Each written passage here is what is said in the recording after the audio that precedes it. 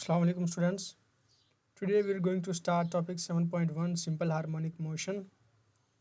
Here we discuss कि simple harmonic motion क्या होता है, ठीक है जी, और simple harmonic motion में कौन कौन से जो टर्म्स हैं वो आप लोगों को पता होने चाहिए जी। तो ये आप लोगों को एक फिगर नज़र आ रही है जिसके अंदर एक मैस है। मैस को आपने एक स्प्रिंग के साथ अटैच किया हुआ है और एक साइड जो स्प्रिंग की है is fixed and the other side of the spring is attached to a mass M which is at the rest position or mean position O.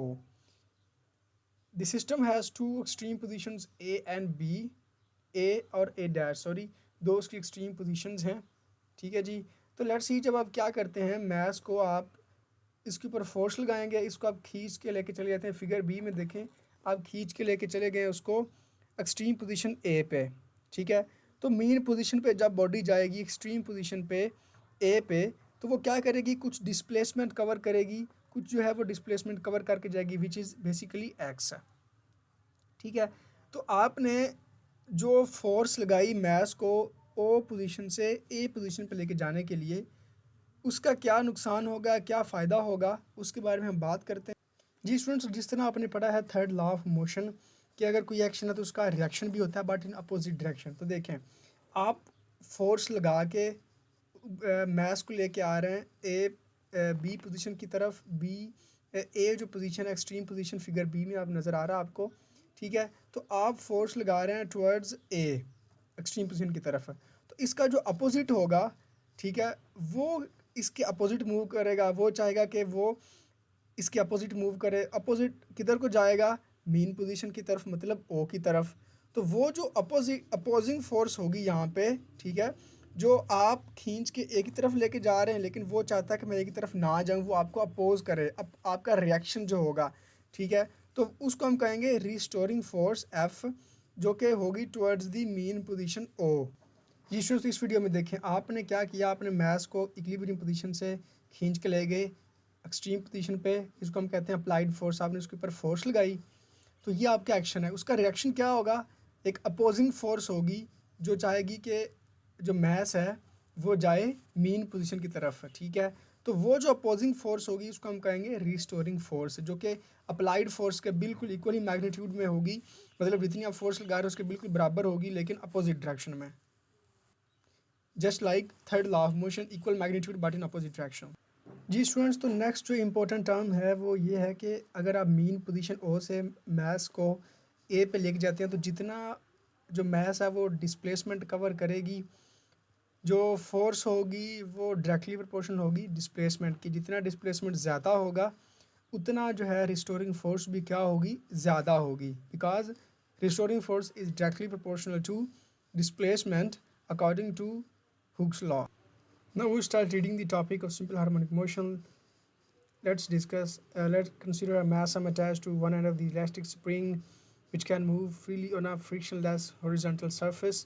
बिल्कुल जो freely move कर सकता हो spring when the mass is displaced towards right through a displacement x. बिल्कुल जब वो displacement cover करेगी O position से वो extreme position A पे चली जाएगी, the force at that instance is given by Hooke's law F is equal to kx. बिल्कुल अभी हमने बात की जितना डिस्प्लेसमेंट मैस कवर करके जाएगा उतनी ही फोर्स होगी, because force directly proportional to X displacement according to Hooke's law. And here K is spring constant which is known as spring constant.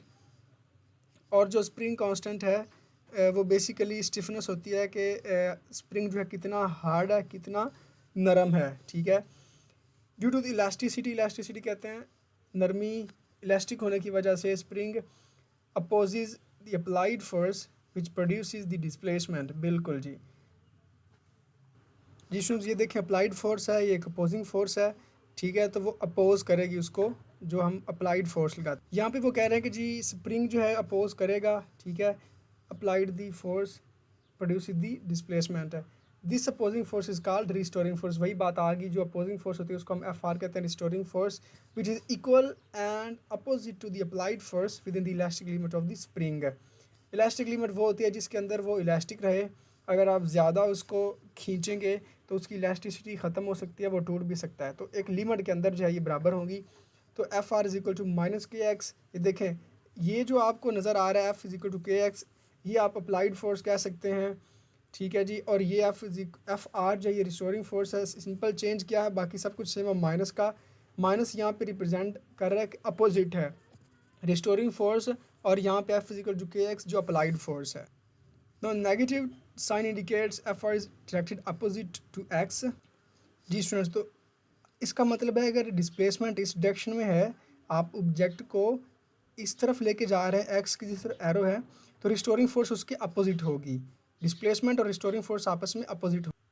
ये तो यही बात हो रही है, F R is directed opposite to x towards the equilibrium position. तो restoring force की direction हमेशा किधर होती है, इक्विलिब्रियम पोजीशन की तरफ, मीन पोजीशन की तरफ। We said that in a system obeying Ohm's law the restoring force F R is directly proportional to displacement x, जो हम पहले बात कर चुके हैं, of the system from its equilibrium position. तो जितनी डिस्प्लेसमेंट होगी उतनी ही रिस्टोरिंग फोर्स होगी, डायरेक्टली प्रोपोर्शनल है, and is always directed toward it. When the mass is released, it begins to oscillate about the equilibrium position. तो वो क्या करेगा, to and fro motion start कर देगा जब आप मास को छोड़ेंगे, ठीक है। ऑसिलेट करेगा अबाउट द मीन पोजीशन की गिर्द ही, इक्विलिब्रियम पोजीशन के along he. The oscillatory motion taking place under the action of such a restoring force. मतलब जो ये टू एंड फ्रो मोशन चलेगा, ये जो मास है कभी ए एक्सट्रीम पोजीशन पे आ जाएगा, कभी ए डैश पे, फिर ए पे, फिर ए डैश पे, तो ये क्या करेगा, मूव करेगा, ऑसिलेटरी मोशन करेगा जी। तो इस तरह का जो ऑसिलेटरी मोशन होगा under the action of restoring force, उसको हम क्या कहेंगे, उसको हम कहेंगे सिंपल हार्मोनिक मोशन जी। तो is known as simple harmonic motion.